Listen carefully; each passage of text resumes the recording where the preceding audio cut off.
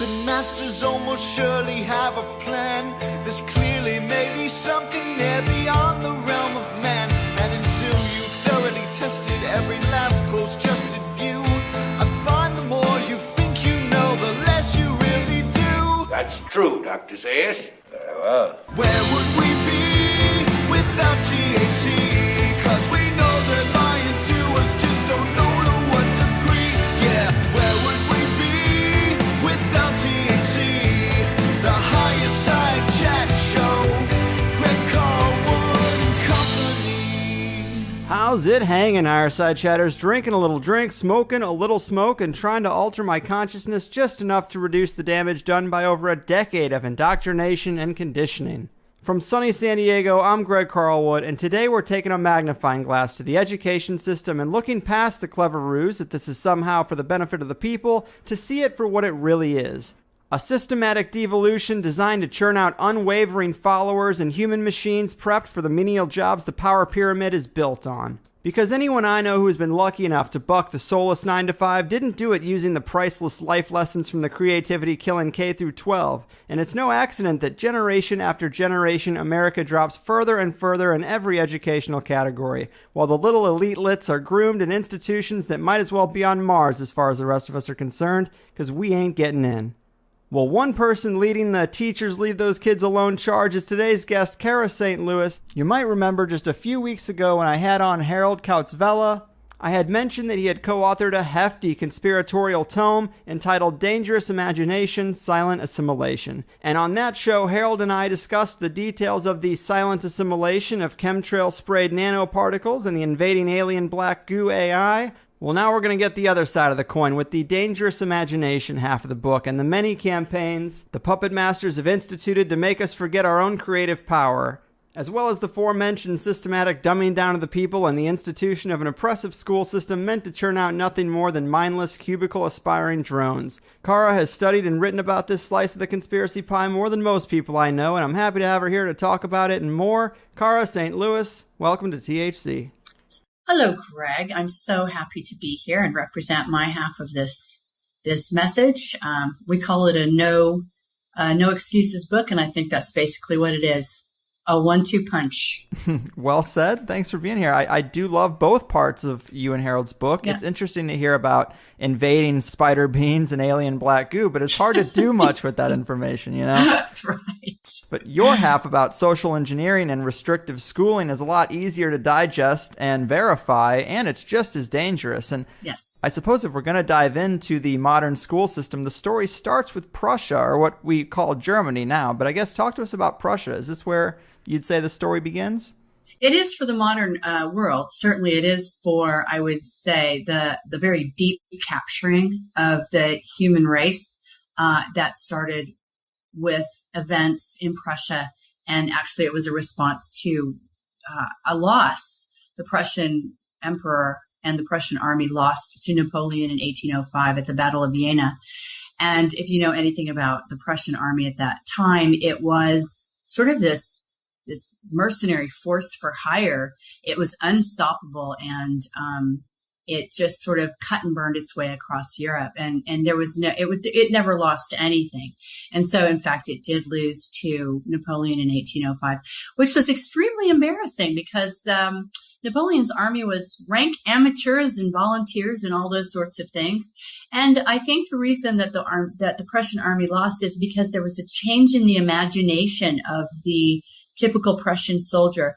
There are a few things to know about that before, so that's a setup before we launch into how this education system came to be crafted and used. And first of all, you were far more likely, if you were a Prussian soldier in 1805, to die at the hands of your superior officer than you were at the hands of an enemy. That's how ruthless the hierarchy was in the Prussian army. Damn. That's the first thing that you need to know. The second thing that we really ought to mention is that it had been ramped up considerably, this army, with the last emperor that sort of devised and revised his standing army, and that would have been Frederick II. Now, a couple of things we should know about him, because they're interesting, and because we should know this about ourselves as human beings. Frederick was gay.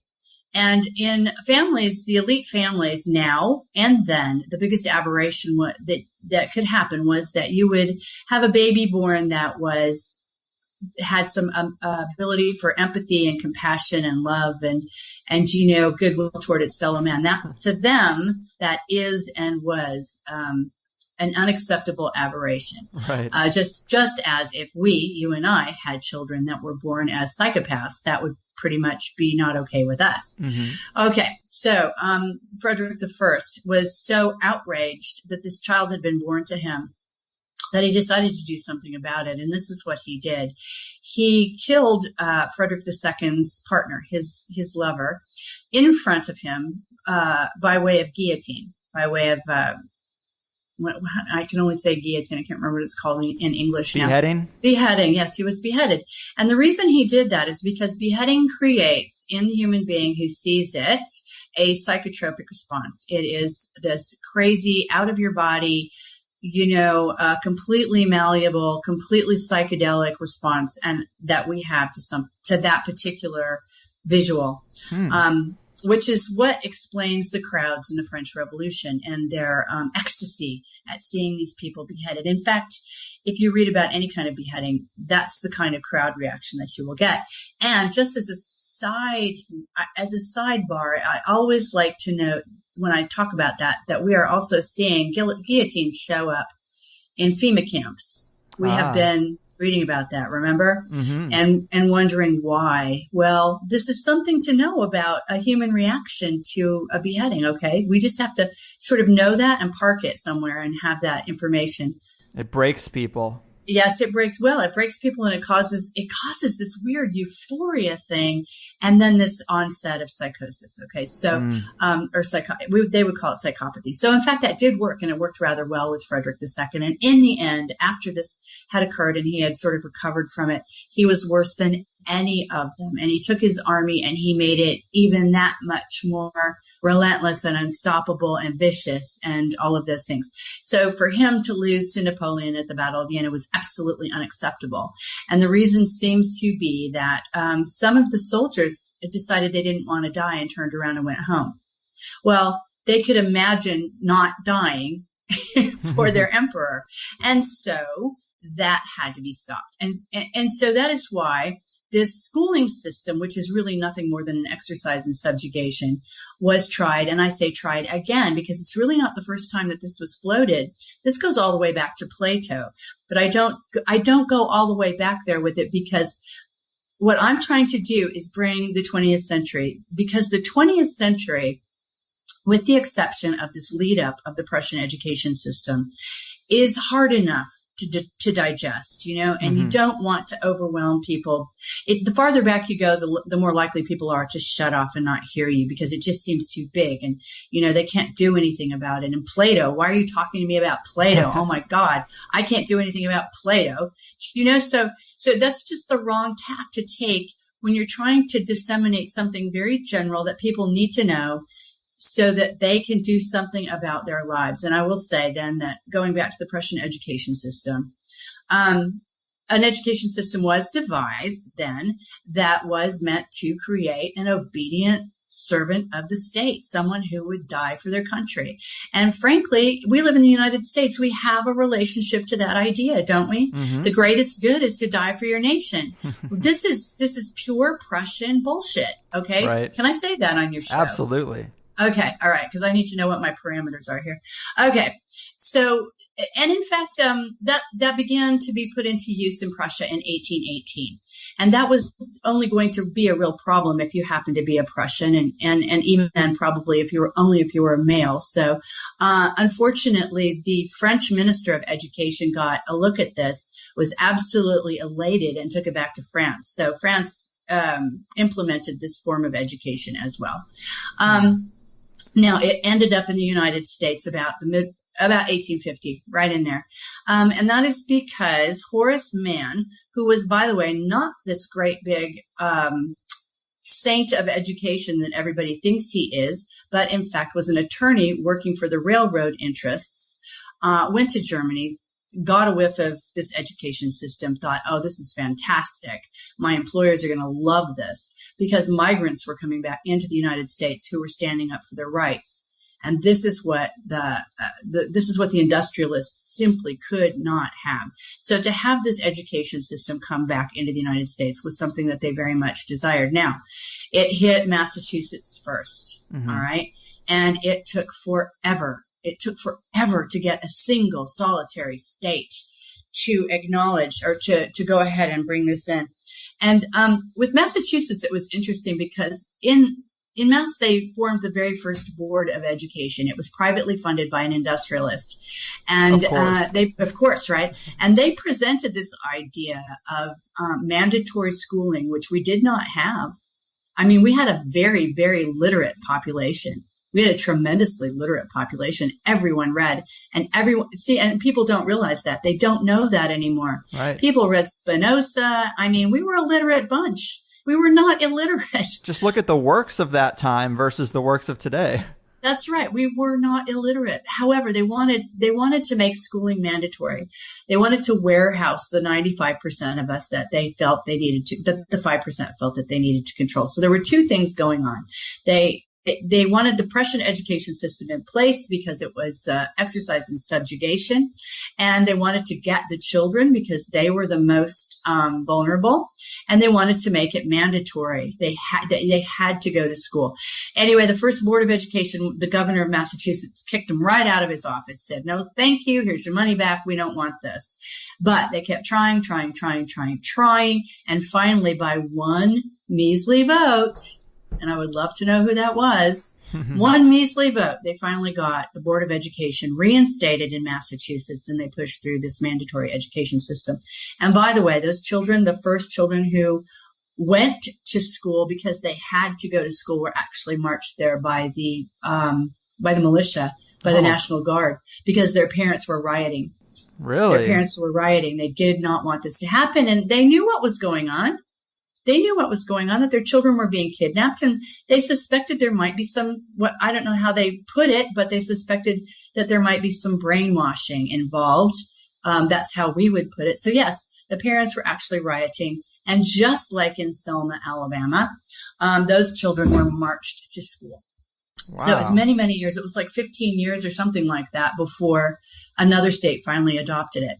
But I will tell you that, it was so successful in terms of what the industrialists and the government were after, that by the time Mao Zedong had just finished his Chinese, revolution, within about 5 minutes of the end of that, the successful completion of that, our friend John Dewey, who was the Fabian socialist running the Department of Education at Columbia University and one of the Frankfurt School, was in China, setting up this education system for them and laying it on a very stunned populace, but absolutely no idea what had just happened to them and what was going to happen.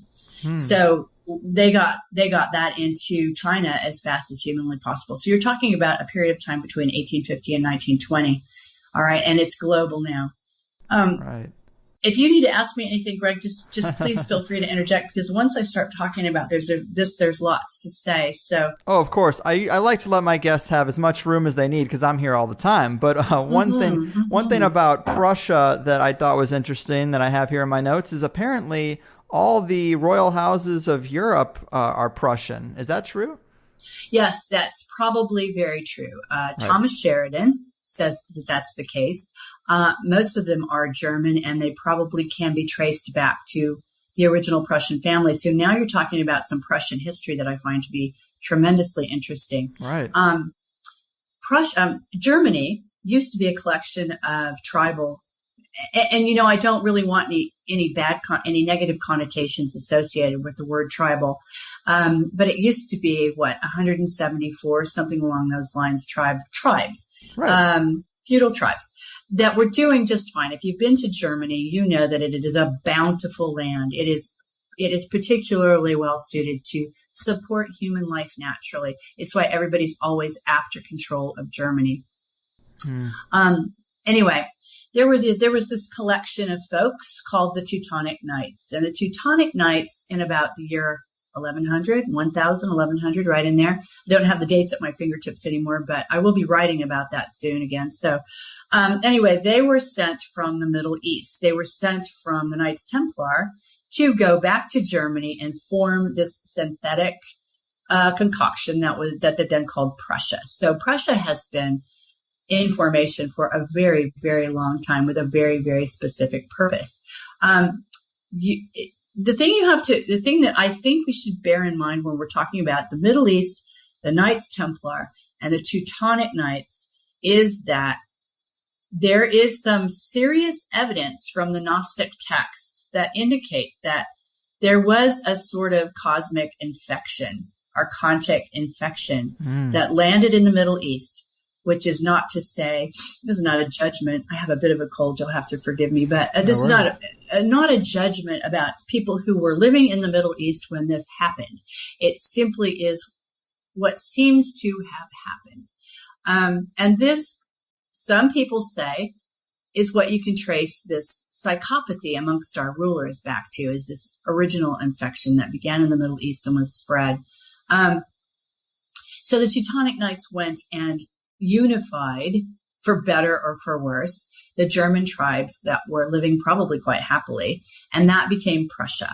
And yes, there is a woman that I can't remember her name right now. If it comes to me, I will say it, but I am chasing her like crazy right now. She's a Slav, and she has done a series of, 40 or 50 videos that are all terrific. And it's on YouTube, and it's called New Earth, The Survivors of Atlantis, I think is the first one. New Earth, The Survivors. All right. And she is one of the two people right now whom I find to be extremely credible, who is discussing at a period of time, a period of history, which I think we can all agree right now is complete and utter codswallop. Right. We don't know what happened. We just don't know anymore because it's all lies. Mm-hmm. However, this woman says 1,000 years was inserted into our history, and that in fact, it's really 1,015 right now. I've heard that. You've heard that. Yes. I believe her too, based on her information. She makes a case over a period of about 40 videos. That's terrific. And I want to get a hold of her and interview her for the revamping of the book that I'm writing right now. But, anyway, yes, so that 1,000 years was inserted to justify the rulership of all of the houses, all of the imperial houses that are in power right now, and that they're all Prussian. And then there's another fellow, a German fellow, who's done apparently impeccable academic work that actually does prove that there were a couple of Jesuits. Oh, there they are again. There were a couple of Jesuits who sat down in about 1400 and rewrote history. Everything from 1400 back is complete and total bullshit. And that in 1400 was the first time anybody used the term AD, Anno Domini. It just doesn't exist before then. So there's all kinds of real, good, solid, traceable evidence that it isn't just that our history has been monkeyed with in terms of, they say the victors rewrite history. I think that's too small a way to describe it. I think that we have been absolutely, completely bollocksed here. But I always say that, I say that now anyway. I mean, Greg, that's one of my things anymore. If you're following the interviews that I've been doing in the last couple of months since Harold and I did the micro conference for Miles in June sometime, I really want us to adopt a position of radical thinking. Radical thinking. Stop believing anything. Just stop believing anything. Question everything. And I mean everything. I go all the way to the question of how is it that life sustains itself, Greg? How is it that human beings sustain themselves? You know what? I think this whole life feeds on life thing is a big con to create suffering, misery, blood sacrifices, and spiritual energy harvesting, one animal to the next. We don't need that. We don't need that to survive. Come on, man. And I think that I know I'm getting a little bit off the track here, and I know you'll pull me back on, but I just want to say while I'm thinking about it that There was a professor at the University of Saarbrücken who proved categorically that when we ingest, we process, that's the best way to put it, we process something like 25,000 units of energy each and every day. Each and every one of us comes into us, through us, and out of us in the form of photons, in the form of light energy. Now, how come? What is that? Obviously, there are people who say the human body is a filter. I say that's probably true, but the human body is also the translator between the morphogenic field via the imagination and all of that. Mm-hmm. And I would suspect that this is how we originally sustained ourselves, that the addition of, and I'm not advocating that you abandon your belief system, because we are in the middle of a very, very real and strong and cruel belief system, but this whole food thing, I don't know. Was it always that way, Greg?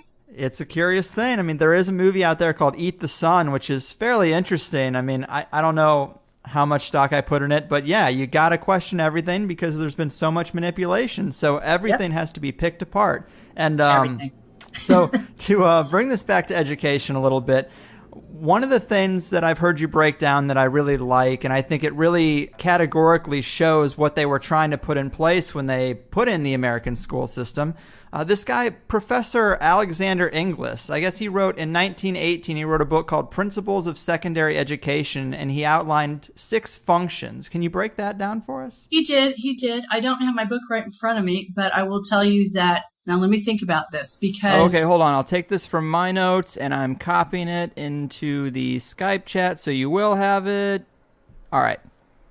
Oh, why do I have it? Okay, hang on. Let me see. Yeah. Oh, I know who it was. Wasn't it Thomas Jefferson? Yeah, let's start with Jefferson, and then I'll go to this. Sure, okay, sure. I can't remember. Okay, so Thomas Jefferson had issued his idea of what education was supposed to be.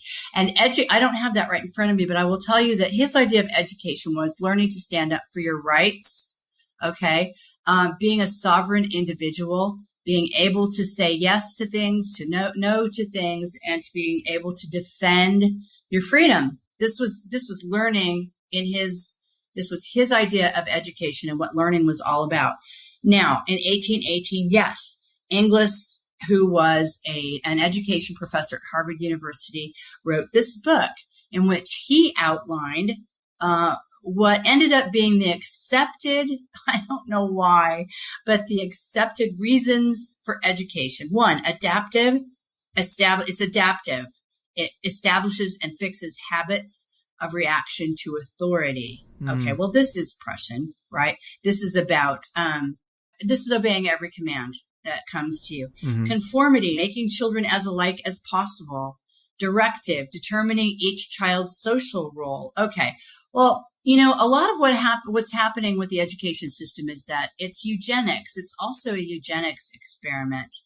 And that was actually emphasized by the Rockefellers in Texas in about 1850, somewhere between 1850 and 1900. They formed a board of education as well, and decided to make education and the schooling system part of a eugenics movement. Okay, so if in the case that 95% of the people in the world are what has been termed permanently irrational, which we should talk about too, because I actually consider myself to be that, and that's a good thing. Those permanently irrational needed to be housed, and they needed to be trained, and there needed to be a system put into place wherein they would not rise any higher than their abilities, judged by, of course, the 5%. They were trained for jobs. They were trained and the 5% were trained to manage the 95%.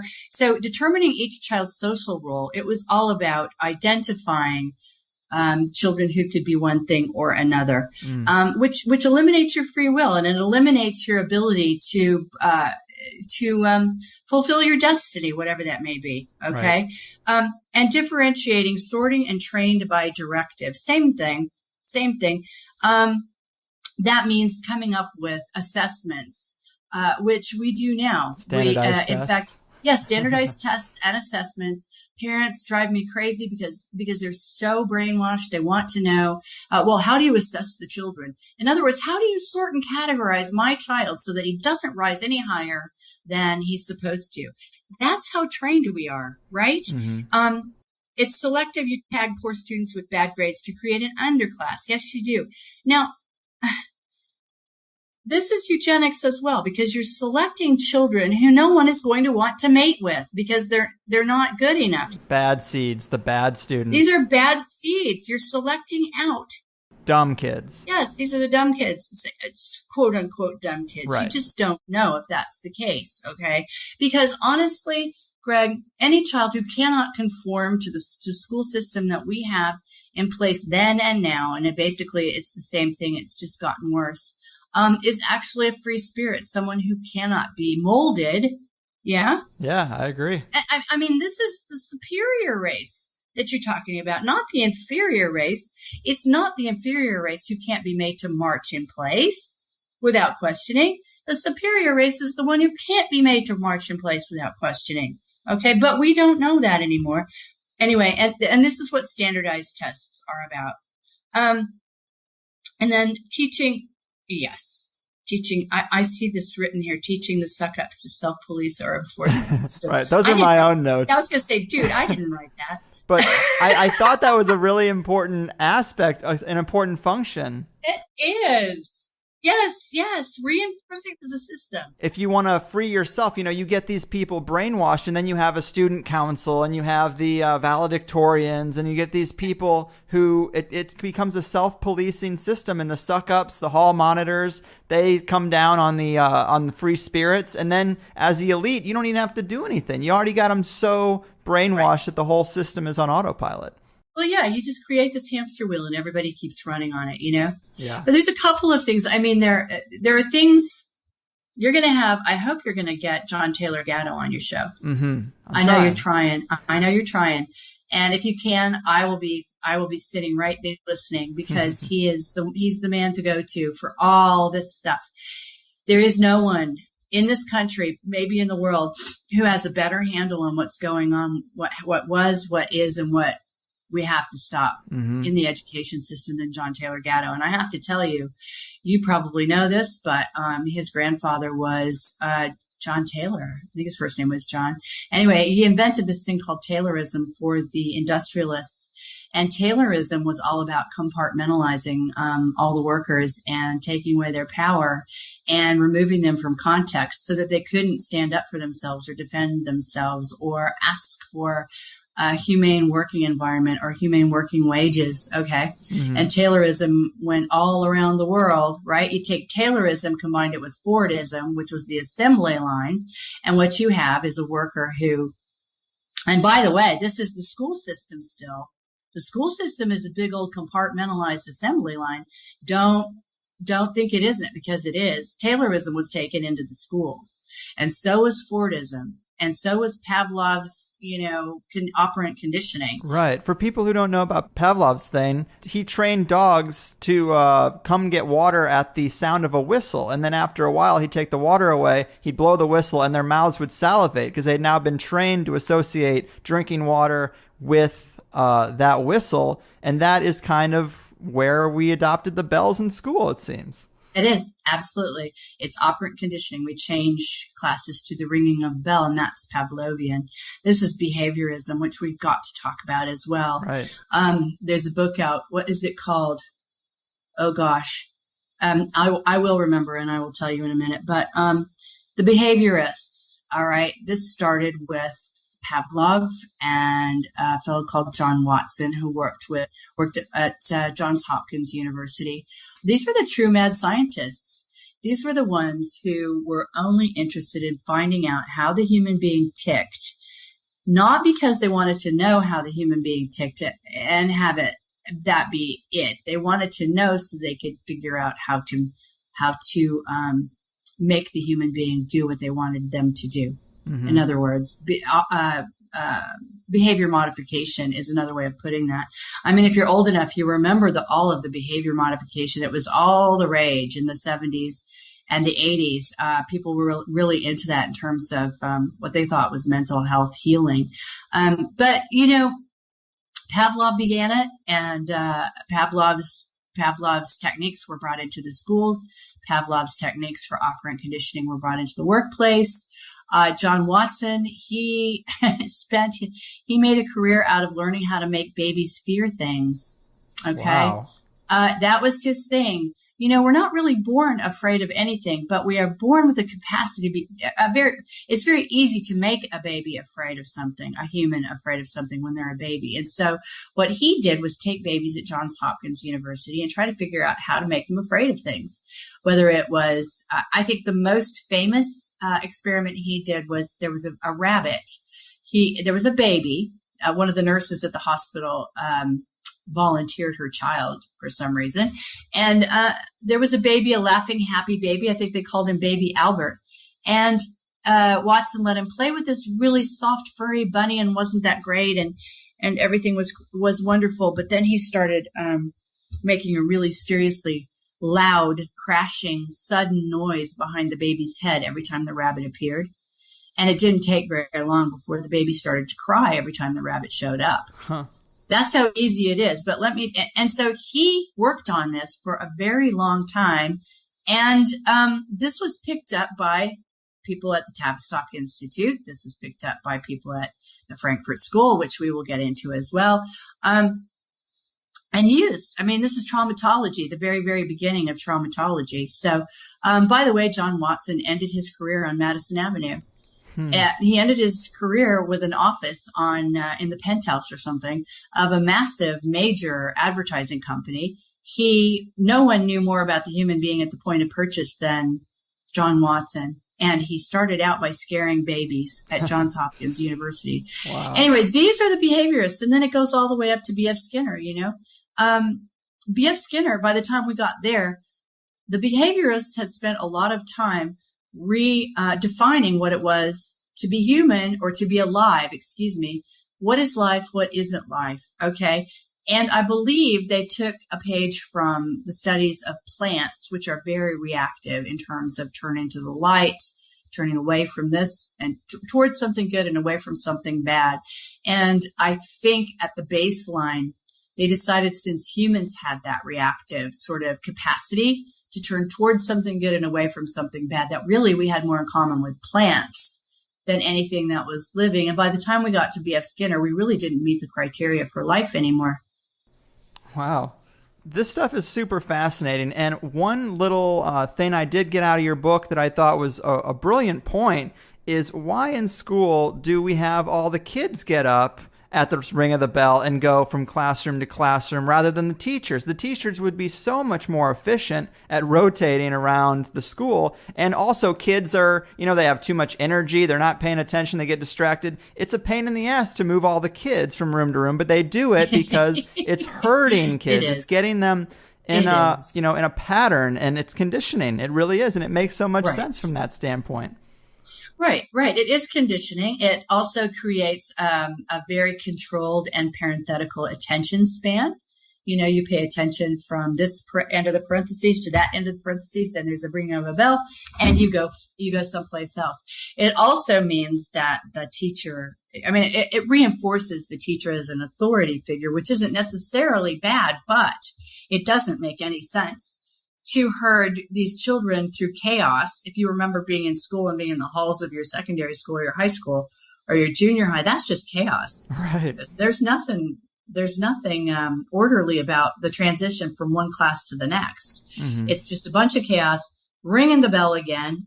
And that's, be quiet now, sit down, listen to the authority, and then ring the bell, get up, play bumper cars in the hallway, go to your next class, ring the bell, sit down. That's just classic operant conditioning. Absolutely. Yeah. And you mentioned Henry Ford, and I do specifically remember learning about the big crowning achievement of Henry Ford with the assembly line in school. And I remember even setting up a mock assembly line in class and being told how great a system it was.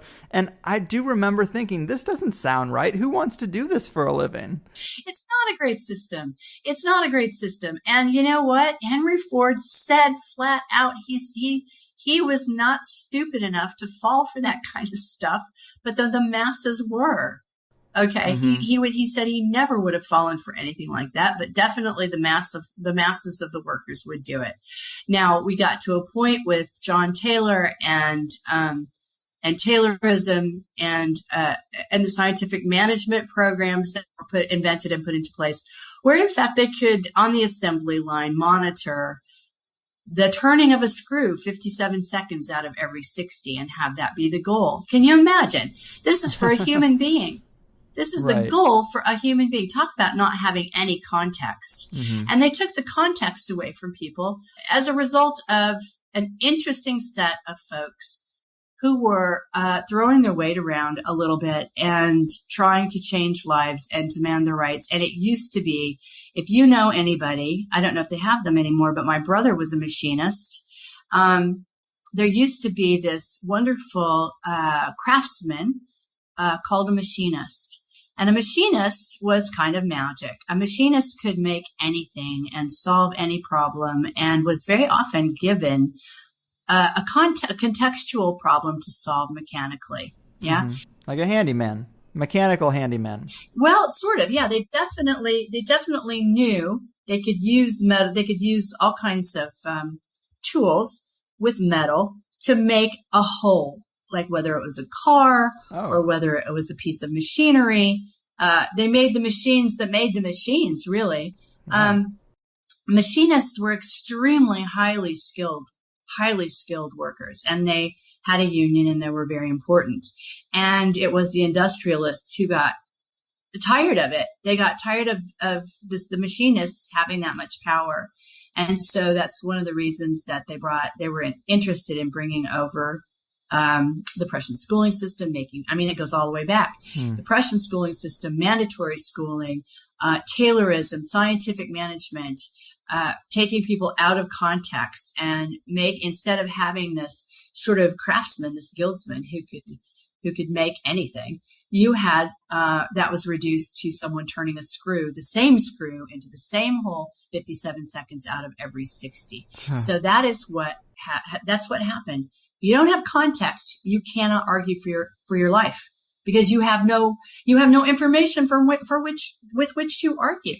Right. And if some people think this is, paranoia or not that big of a deal, I mean, how many people out there are unhappy working for some shitty company that these elite probably set up in the beginning? 75% at least? I mean, the plan is clearly working. And if you are stuck in that kind of situation, you got to look at this context to understand how you got there. Right. And then they brought in this thing, and then they brought in, they knew this was happening. And so they devised a way to give us a perception that we had some control over our lives by forming these groups at workplaces who, it's kind of like the suggestion box, but only sort of on steroids, these groups that would get together and try to address working conditions, but only to a certain extent. Mm-hmm. And also giving their workers access to mental health care because, you need a shrink if you're trying to get through your life with this kind of a soul-robbing, mind-robbing job, you end up needing help a lot. This is what the midlife crisis is about. Right. This is why men, and then women as well, but this is why men in particular for a long time at the age of 40, 45, 50, all of a sudden woke up and realized that their life had been stolen from them.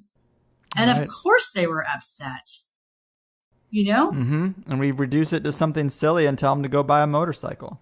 Exactly. They had no recourse. They couldn't get their lives back, and they really were too brainwashed to break it down and find out what happened to them, because we are taught that everything that comes our way as we go through the course of our lifetime in the 20th century is the way it's supposed to be. And if we have a problem with that, there's something wrong with us. Right. Only that's breaking down now. That's breaking down rather quickly, I think. It is. So yes, the schooling system is, if you love your children and you can manage it, I recommend to you that you get them out of a government-run school immediately. If you live in a country where you can do that, there are countries now where it's becoming illegal. So you need to watch that in the United States because that's probably coming down the chute. Right now, it's legal. It's very, very legal, really, to homeschool your child in the United States. I've done it myself. I'm lucky. I've got a master's degree in Waldorf education. I have a very alternative training anyway. But if you cannot, in Germany, for example, it is illegal to homeschool your child. If you try it, your child will be put into care and you will be arrested. Really? That's how serious they don't want any free thinking anywhere in the world if they can shut it down. And homeschooling is one of the best ways to do that. If you cannot do anything about homeschooling, if that's just not within the realm of what's possible for you, there are alternative types of schools. And I don't necessarily mean charter schools, the kind of schools that are just sort of taking the government model and putting it in a different kind of school, because it's the government model that's the problem, guys. It's not. It's not. Yeah, don't think. Be very, very careful. Yeah, it's if you can find a Waldorf school in the United States, even a Montessori school, these alternative pedagogies, these alternative paradigms, please check them out. Anything that focuses on the imagination, which is our primary tool. I mean, if we can imagine something different because we are that powerful, we can make it happen. So breaking down the imagination, relegating it to the lowest class status that there is. Oh, that's only your imagination. Oh, come on. Right. That was another thing that was done to us.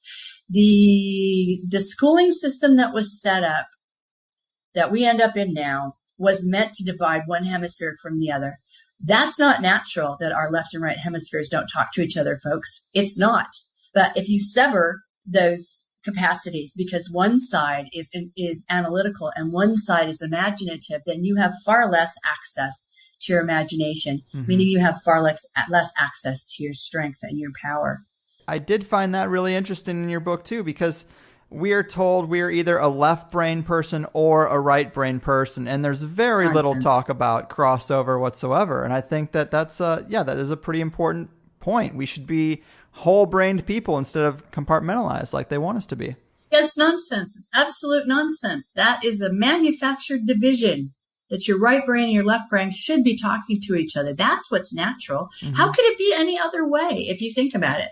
Right. How in the world could it be any other way? But they've got us in a situation where they train us to dismiss everything that has to do with our imagination. Now, I will say, while we're talking about the imagination, because this is one of my prime theses, and that is that the imagination is everything for us. It is our power, and it is what is so dangerous to those who would be co-creators on this planet but cannot because they don't have an imagination or a heart space or any of that. My premise, and I believe this with all my heart, is that human beings translate what's in the morphogenic field, which is the stuff of materiality, the working material, the clay, if you will. Anyway, we translate that via the mechanism of our imagination, and we manifest what's material on this planet. It's kind of an organic hologram, if you will. I for a long time, I didn't want to use the word hologram. I didn't like it. But we do know that what we manifest isn't permanent. But what it is it's enlivened. Okay. We enliven it. We give it life.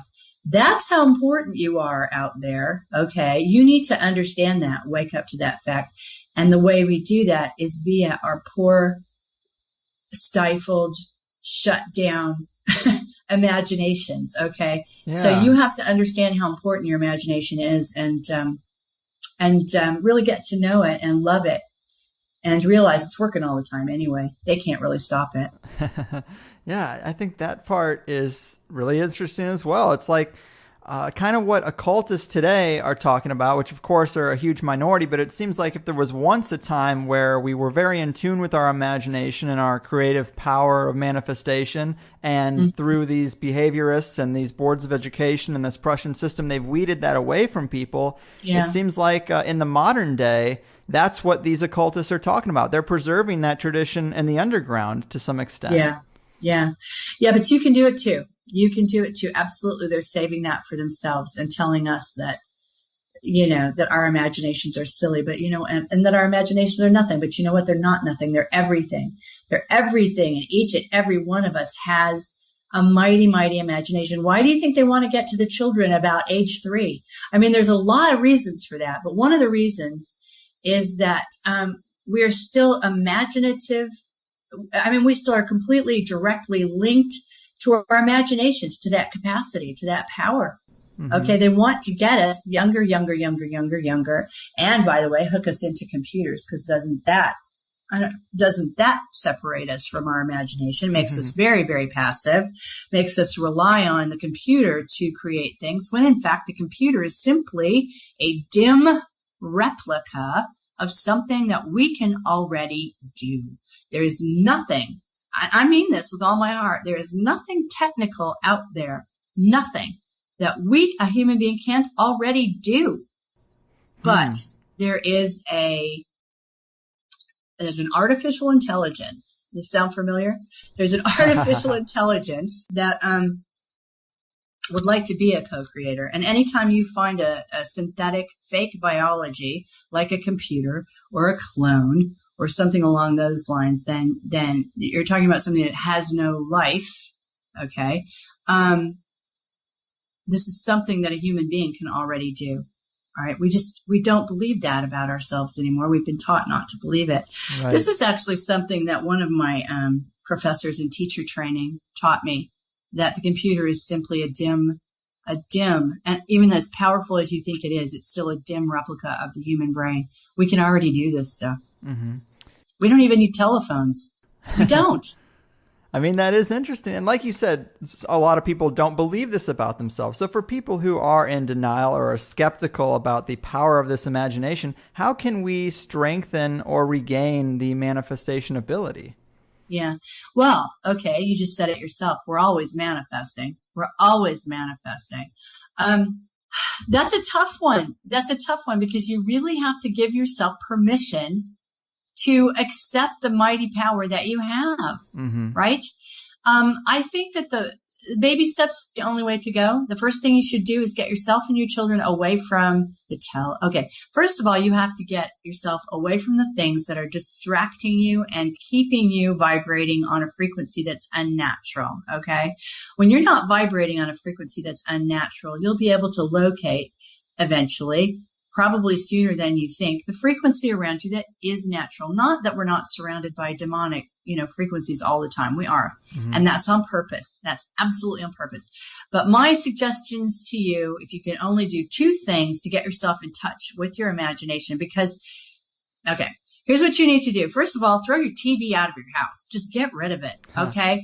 That TV, that television, it's not redeemable. It was never invented there was no purpose that it was for which it was invented that would make it redeeming now. It was invented to mind control you. That's why they call it programming. Okay. And the vibration at which it hits you is seducing you into a coma. All right. Number one. Number two, I have read that if you ever have anybody from the intelligence service come into your house to question you, do you know what the first thing they do is? No. They turn off the television. If the television is on in your house, they turn it off. Now, what does that tell you? Weird. Lots of things, I think. Okay. So turn off your TV. That's number one. Number two, get your children and yourselves out of traditional schooling systems. All right. Those are the two first things that you need to do. That will clear a lot of space for you to hear what's going on inside your head. And all of us are familiar with this self-talk that goes on. All right. That's you talking to your higher self, talking to your material self. That happens all the time. Start listening to that. Okay. So those are the things that I would do to begin with. And I think if you start to pay attention to what's going on around you and you start to practice this, believe that you can create something material. We all have these experiences, if we're paying attention, where we think about something and then there it is. Right? We call these things accidents, coincidences. They're not. That's your power. You do this stuff all the time. So just eliminate a lot of the noise that's in your life that you can eliminate, and then start to pay attention to what you're actually doing. All right.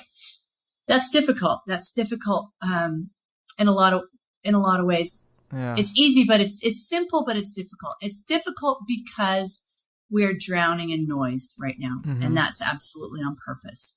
They have drowned us in noise so that we can never, never, never, never hear ourselves think.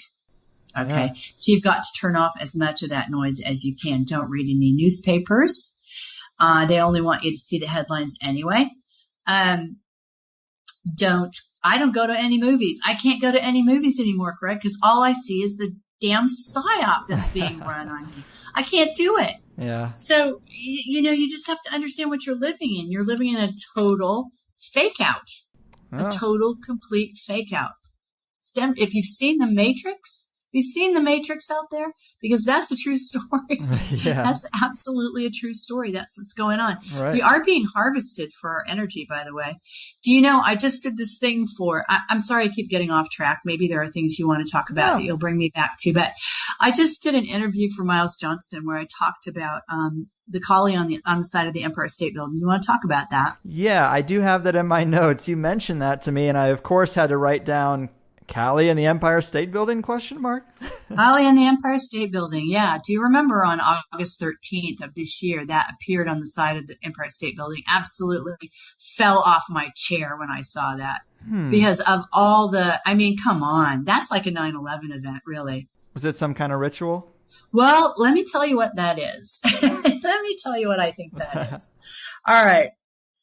First of all, that bothered me for a very long time. And then I went through a period of about 36 hours where there was just this stuff coming through me as much as my former and maybe future, depending on how this plays out, writing partner relies on his scientific sort of mind to deal with stuff. I rely on my intuition. It all comes through me. I'm clairvoyant. And all of that. Okay. So I was being bothered. I was being seriously bothered. And sometimes it comes through me like Niagara Falls. It's like holding one of those big fire hoses, that they turn on big fires. Anyway, so I it happened to be happening to me when I was talking to Miles and recording this interview.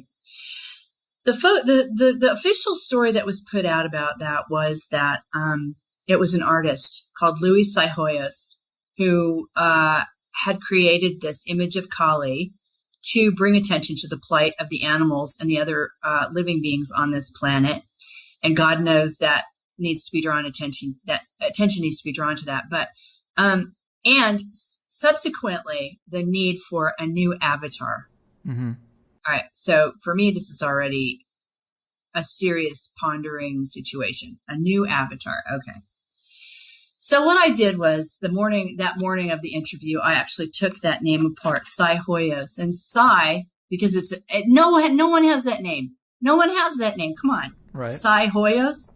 So PSI stands for particle physics. Hoy stands for, Hoy is the name of a little boat in Scotland that conveys goods and services and people up and down a river. It's like a transport system. And OS, people were thinking that probably stood for Osiris, but it doesn't. It stands for operating system. Okay. Mm-hmm. Now, I had this in my brain. I already knew that outside the CERN facility in Geneva, Switzerland, there's a statue of Shiva, and Shiva is the god of stillness. Yeah.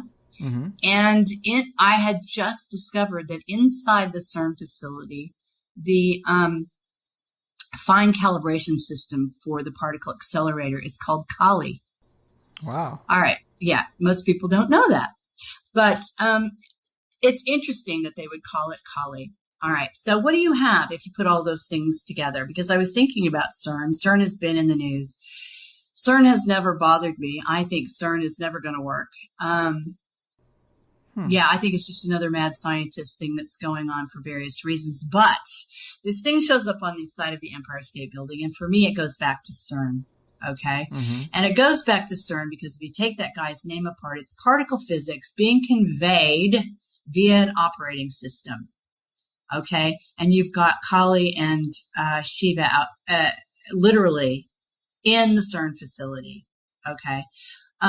Miles, in the end, decided that had to do with the Black Goo and the Battle of the Boyne in Ireland, which was it's probably right, which was a symbolic battle. It wasn't a real battle. It was a symbolic battle that retold the story of an alien entity that came to this planet. Okay. Right. I thought that was really interesting. I heard that interview, like it was a staged battle, a ritual just to try to mirror this ancient alien race invasion. Yes, that's what it was.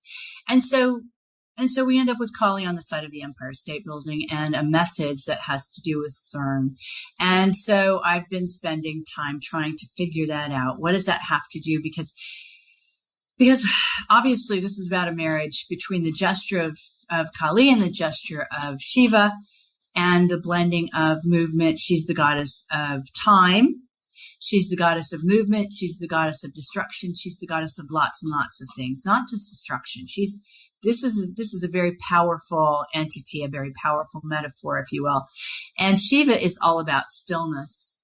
And so if you combine movement and stillness, I think this is a signal, a metaphor, a message to everyone that what they're after is the singularity. They're after breaking through to where they can manipulate light. Because if you saw that interview, I'm sure I was doing a better job during that interview, but light has no charge. Light has perfect symmetry. Okay. Mm-hmm. Material things have charges. They're not symmetrical. They're positive. They're negative. But light, which by the way goes through our bodies in the form of photons and then out into the material world, once it's broken, if you will, that's the best way I can think of to describe it. It takes on a charge. It becomes a material thing. So you see, for me, when I think about those two things side by side, I see us allowing photons to come through our body from probably the morphogenic field, and creating materiality via the imagination. This is how we create. To me, I just described to you how we create the material world around us by talking about the light that comes through us, takes on a charge and becomes the material world around us. Now you're talking about CERN, Kali, and Shiva combining to become the singularity, to get to the point where they can manipulate light and become co-creators. So those two things went side by side for me. Anyway, yes, I digress from education, but that's what it was. That's what it was. That's interesting. Yeah. Makes so, sense. Yeah, so we've got about, I don't know, what have we got, about 10 minutes? So let me talk briefly about the situation that we're finding ourselves in right now. Because I want to, Just to preface a little bit, I mean, I guess we're going to talk about Harold. Yeah, we are. And I just had him on a couple weeks ago for the listeners. I'm sure you remember. I think he does great work, but now this new direction he's gone in, saying that it's all going to be okay and we'll be saved by higher beings. I don't think you share these thoughts, right? No, I don't. In fact, it was your interview that I listened to that made the top of my head blow off, really, in terms of what in the world is going on with Harold. And then at the end of the interview, when you said, wow, that's kind of could go either way. But I guess we'll have to take Harold at his word. I mean, it was obvious that he had said some things that were dangerous, really, that were unnerving, that were red flags, that were just not okay. He did not warn me that he was going to do this kind of stuff. He just did it. And I really think, well, there's a couple things going on. The reason that this happened is global. Harold in his mind, however much of his mind is actually still being controlled by Harold, which I, at this point, don't think is a lot. Probably didn't realize that it was he doesn't realize information is very global and instant. I know that he put out okay, here's how I started to find out about it. I listened to your interview, and then it was that day or the next day I got a text from Miles Johnston asking if we would be interested in doing some conferences in Ireland. And then the next day I got another message from Miles saying that Harold had released something in German about the X factor or X stream or X something, X beam. I don't know. It was in German, so I didn't understand it. Wave X. Yeah, he talked about that briefly. Wave X. Yeah. Well, in that particular video, he had really slagged off England and a lot of the people who interviewed him, and just really done some nasty things. Then he translated that into English, but those particular parts, of course, were left out. They're not realizing, of course, that there are many people involved in this a movement that speak many languages, so that just wasn't going to stay hidden for very long. And so then the flames started to rise, and the fact of the matter is the man is saying that he's possessed. The man is saying that he's possessed by some entity that he calls the elderer. The elderer. Now, I don't really care who they are. They're not, we're not looking for a savior. We're not looking for a new avatar. In my opinion, this is not good. Mm-hmm. This is not good. This is bad. All right. It almost undoes the work that he's been talking about for so long by yes, saying, here's all the details, but don't worry about it. But that's the point, see? That's the whole point. It does undo the work that he's been doing. Now, that really is the whole point. He and I were just really getting the English-speaking world to open up to what we were trying to say. Really worked. I've told you, and I've told a lot of people, I personally worked on it for 4 years. Harold and I have worked on it for a couple of years. And we were getting invitations to go speak in Australia, finally getting a voice in Australia. That was so hard. Getting invitations to come and speak in the United States, which actually I found rather scary, but we were going to go do it. And these things were just coming in. And then all of a sudden, Harold throws a grenade into the middle of the whole thing, and does a 180 about everything and says, no, we've already lost. Evil has won. We just need to give up and accept it and move on. But there are some entities here that can help us. Oh my gosh. I'm sorry, but I can't tell you how bad and evil and wrong that feels to me. Mm-hmm. And to come out of Harold, So you think he's been compromised? Well, I know he's been compromised. There's no way he hasn't been compromised. And he will tell you himself that it's happened to him before. He's been possessed before. It's happened before. If you look through his previous interviews, I'm sure he's talked about it because he talks about anything. All right. But, he has weak spots. He has weak spots just like we all do. And the fact of the matter is nothing can possess you without an invitation from the host. That's the way it is. That's the law of magic. So, I don't know what's going on with Harold. I have, the only real message, I got a couple of messages from him when I first emailed him and said, what exactly is going on? We're being, everything's fallen apart within minutes here because you've done this 180. He said, his response to me was that he was embarrassed by my need for the attention. Now, I'm sorry, but that sounds like a demonic entity talking to me. Mm-hmm. It just does, because it couldn't have been further from what I was trying to find out from him. So I stopped trying to talk to him because that's just nonsense. That's like talking to a demon. Okay. And then the next thing I know, he's issued this video, with my name in the title, to Cara, St. Louis, and those who think I've been taken. I actually haven't listened to it. Oh, I haven't listened to it because I have to stay at 0 point about this. I have to stay neutral. I cannot get emotional about this. Wow. Do you see what I'm saying? I do. Because I have to go forward. And if I get emotional about it or get sucked into any of the drama, then I'm at risk. Mm-hmm. And I can't be at risk. I just have to let it go. Yeah. Now, I did want to talk about it because I wanted people,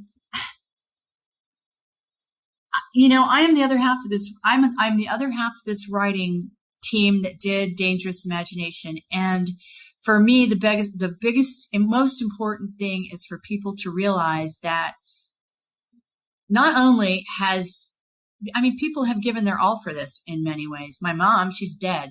My mom died in a crosswalk so that the Sun Thief could be born. Okay. Which is your other Harold, book? Which is I have 3, but yes, that's people who don't the other know. book. The Sun Thief is about all kinds of things. But yes, my mother died so that that book could be born. Harold, in my opinion, is now a shell with something talking through him. So when I talk about this, I almost feel like someone else has died, so that the reason I wanted Greg to allow me to have this time to talk about this is not because I want any bad things to happen, to Harold or anything else. I think that Harold and I have worked together in many lifetimes. I think sometimes we've been on the same side and sometimes we've been on opposite sides, but we agreed that this message needed to get out, that the time was now and we needed a no excuses book. And this was gravely, gravely important. So one of my jobs right now is to protect the momentum of dangerous imagination, silent assimilation, because otherwise everybody has died for nothing. Do you see what I'm saying? Yeah. If this does not go forward into the English speaking world, then all of this will have been in vain. And whatever bit of Harold is left in there, let's do this. Let's just keep the momentum going because, and by the way, Harold is the only one who can save Harold. I can't do it. Nobody can do it but Harold. He's got to do it himself. Mm-hmm. So that's his own personal battle. And he's been through some mighty, mighty battles in this particular incarnation. I know about them. I've been friends with him and we've had, hours and hours and hours and hours of long, deep, personal, esoteric discussions. Mm-hmm. Okay. So I know he's fought some massive fucking dragons. All right. He has. Right. But right now something's got him. So for the rest of us, we need to protect the material that's out there and get it. Keep getting it out there, please. Mm-hmm. It's such a shame that this new direction from Harold has caused such a division for you guys. Well, that's a division amongst the people who are listening to us. Interestingly enough, people are taking sides. Yeah, I kind of know where. I mean, I don't want to say I know where Harold's at because there's something in Harold, but it isn't. It's the people who are creating this division and frankly stopping us getting this message into the English speaking world and creating, by the way, another duality. Yeah. Right. Which would be Harold on one side and me on the other is an old trick of the, I'm going to say Illuminati, really. The Prussian system. This duality. Divide and conquer. This is where evil lives. Divide and conquer. That's right. Divide and conquer. So please, people, don't fall for this. Forget me and Harold. Forget the people who are arguing about this and take a look at the psyop that's being run right now. Mm-hmm. All right. Look at the material. That's to keep it out of the English speaking world and divide and conquer between me and Harold, because we proved to be a pretty powerful duo getting this into the English speaking world. So that's why I wanted to say it to Greg, and I wanted to say it on the same show where the shit hit the fan.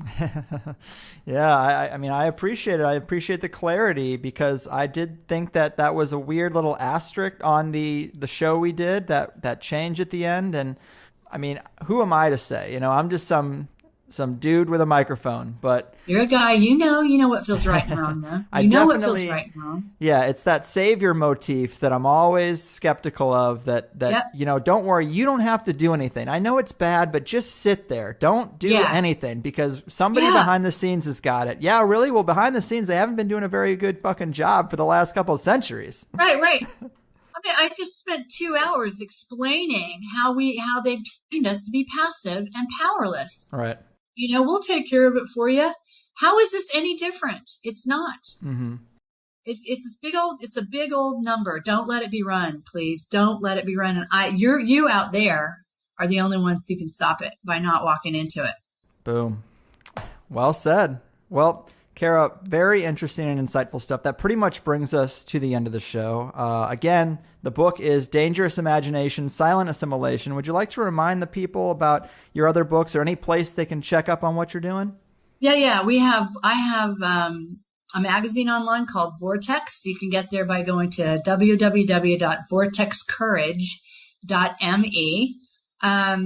I also have, obviously, an author's page on Facebook. You can go there. I have 3 books out. One is Consolata's Companion, which I thought was fiction. And apparently I was already writing about the Archons back in 2004 and didn't know it. And then I have The Sun Thief. The Sun Thief is a very thinly fictionalized account of the death of my mother, who had a very high security clearance and worked for Operation Paperclip scientists. And my investigation of chemtrails and EMAG weapons and scalar weapons. And I was able to put a character of a pilot in that book. And my friend Mark McCandlish helped me with the aviation in that book. And it's actually a pretty great thriller on top of everything else. And then now I have Dangerous Imagination, Silent Assimilation out with Harold Kautzvella. And before September 20, people say September 22nd, 2015, pre 9/22, they're okay with Harold. Okay. Now I'm just going to let that be that. And then I have another one I'm working on right now. I've taken my half of the book and I'm expanding it. And it'll be out in about a month, called Dangerous Imagination, Silent Assimilation Workbook. And it's out for pre-order at indie-kitchen.myshopify.com. People are actually already pre-ordering it and the reason they're doing that is because the people who ordered through Shopify were people who live in Australia, New Zealand, places like that, where Amazon wasn't willing to deliver the paperback, but the line is long. The line is long to get that book through Shopify. So I think people are pre-ordering it, so they'll be first in line. So go ahead and do it if you want to. Nice. Well, right on. Again, thanks so much. I think this has been really fascinating. I think all the stuff about Prussia and the education system and the behaviorists, I mean, that really is the underlying structure that we find ourselves in today. So breaking it down, I mean, it's imperative. So great job on that. And I guess keep fighting the good fight. Thanks so much for being here, and take care of yourself out there. Hey, you too, Greg.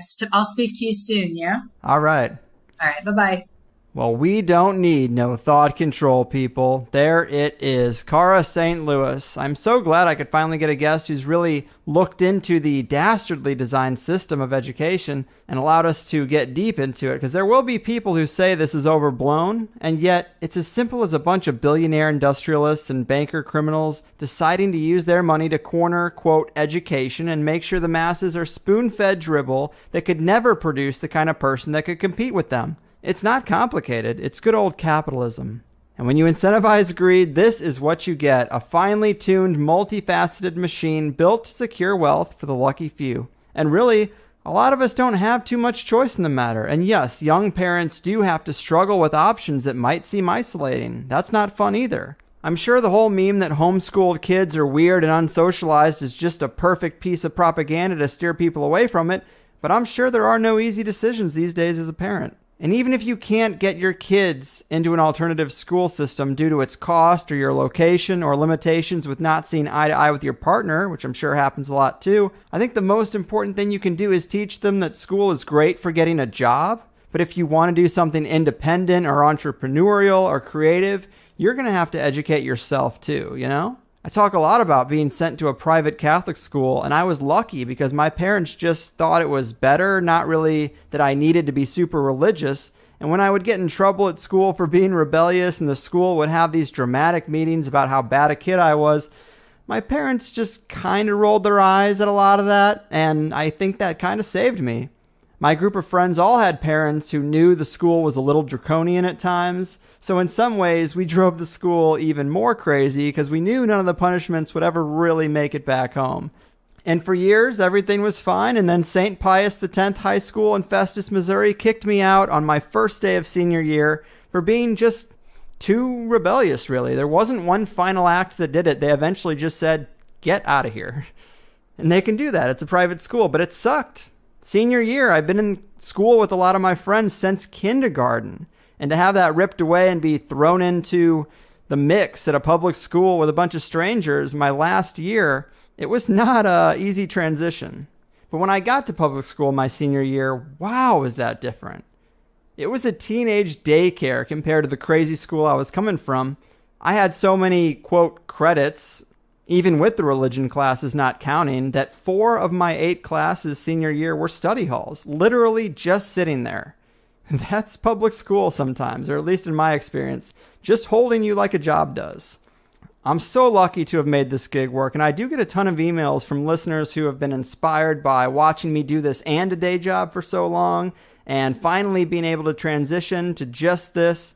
It is a freaking lottery ticket, honestly, it is. I hope more of you take the leap and screw the school system for never giving you the right tools. It's not fair, but you gotta learn to be a self-starter if you aren't. I know some people who have been at the same job for a decade, hating it, saying every day, oh, I'm gonna quit, oh, I'm gonna quit. But never in their life, if you really think about it, has the system forced you to really go out and do something on your own. Yeah, you have to apply for jobs under the pressure, under the economic squeeze that you're a victim to. But once you've got one, it's so easy to get complacent, I know, but it's because they've got you used to hating 8 hours a day since you were in kindergarten. You cannot accept that. If you don't free yourself, you then can't have the resources to ever fight back in a real way. And you have to shove off that fear of failure that's so nagging in everyone's mind. I know, it is tough, but it is so worth it too. I had to mail some conspiracies the other day, and I'm in line at the post office, and I hear one of the workers say to the other guy, just 2 more hours, man. And I really had to let that sink in. I haven't had to be stuck in a room for 2.5 hours even once in over a year. I've only really had to do what I want to do. I haven't had to set an alarm for anything that wasn't something fun I had planned in over a year. And I'm not trying to brag about this, but I had so many teachers trying to break me. Honestly, every freaking year. And I always felt like I was somehow right to fight it. And it's not something that I really talk about on the show. This is kind of ego service, but it's related to the topic, and it feels good to vent about. Of course, I did spend a decade lost wandering the desert of retail management. What a hellhole that was. But I did what I had to do, and I was never of the mindset that I was going to stop, that was going to be it. I knew that was not a long-term solution. If you're not happy today, guys, it's not a long-term solution. And if you can't do it for yourself, or maybe if you already have, pay it forward. If there's a kid in your life, your own kid or a niece or nephew, or if you're a teacher, try to inspire and guide them away from complete indoctrination. Foster the creativity. Don't come down too hard on an independent kid. I wish one person had ever pulled me aside and said, dude, you're dealing with a bunch of ignorant, draconian, God-fearing, guilt-ridden, angry women in the middle of nowhere, Missouri. They hate everything about their sad situation, and they're taking it out on you. It's their one source of power in the world, and they're going to use it here. Don't let them get you down, because you can do much better for yourself, and trust those instincts they try to squeeze out of you. And don't let them crush that rebellious streak completely. Who knows? God, I might have shaved off a few years of my lost decade. It definitely would have made me feel better. So if you can pass that message along to some kid in your life, do it. Could be a game changer. Someone's got to break that cycle. But after a great educational dismantling in the first hour, the second one got deeper into traumatology, the Tavistock Institute, the Frankfurt School, the idea of the folk soul, feminism, language manipulation, secrets of the Vatican, the black magic of money, some of the drama behind Veterans Today and the People's Voice Project that fell apart, and finally, Cara's Fae bloodline and her connection to an interdimensional race of beings. Yeah, we covered some interesting ground there for sure, so do sign up if you enjoy the show. The second hour is always a nice addition, and every new member is a big slap in the face of St. Pius X High School in Festus, Missouri, and the witches that tried to make me just another brick in the wall. But get creative, people. The internet has opened the floodgates to independence, and you just need to choose your vessel and set sail, because when you regain control of your day-to-day, every other worry seems a little less important. And I want that for you. But you gotta fight for it, and I hope you do. That's it for me this week. Your move, creativity killers of the world. Your frickin' move. Have a drink and a smoke. Listen to the cast. We shine a shiny spotlight. Put criminals on blast. The pinstripe men of mourning and families of finance. DuPont, Windsor, and Rothschild. The kids don't stand a chance. The kids don't The kids don't stand a chance. I said the kids don't stand a chance. We're looking for the answers to questions never asked. So we come to the Carlwood for the higher side chats. The pinstripe men of mourning and families of finance. DuPont, Windsor, and Rothschild. The kids don't stand a chance. The kids don't stand a chance. I said the kids don't stand a chance.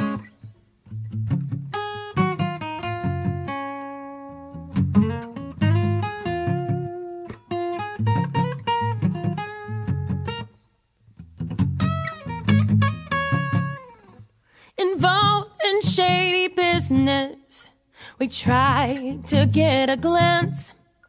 We're working on the numbers. Resistance must advance. The pinstripe men of mourning and families of finance. DuPont, Windsor, and Rothschild. The kids don't stand a chance. The kids don't stand a chance. I said the kids don't stand a chance. The kids don't stand a chance. I said the kids don't stand a chance. Look, people, we're well aware there isn't a shortage of podcasts in the world, but the Higher Side Chats is something special. And if you enjoyed the first action-packed power hour of speculation and education in today's show, know that you can listen to a second hour by becoming a member of THC+. For $5, you'll get 5 uninterrupted 2-hour episodes a month, a members forum, occasional bonus content, free downloads of THC's closing music, a private RSS feed, and the extra time in your day that wasn't wasted listening to unrelated ads. It's probably less than the tip for your last meal, and it's the collective power of small contributions that ensures the Carlwood can dedicate the necessary time to making great shows and provide the finely tuned first hour for everyone else.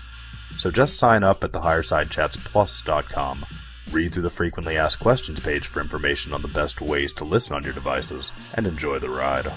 And since our humble host never wastes your time reading copy for NatureBox or Audacity, maybe you have an extra minute to share the show, review us on iTunes, follow THC on Facebook and Twitter, or help with any of the other half a dozen annoying things that must be done for a podcast to stay on top in this dog-eat-dog world.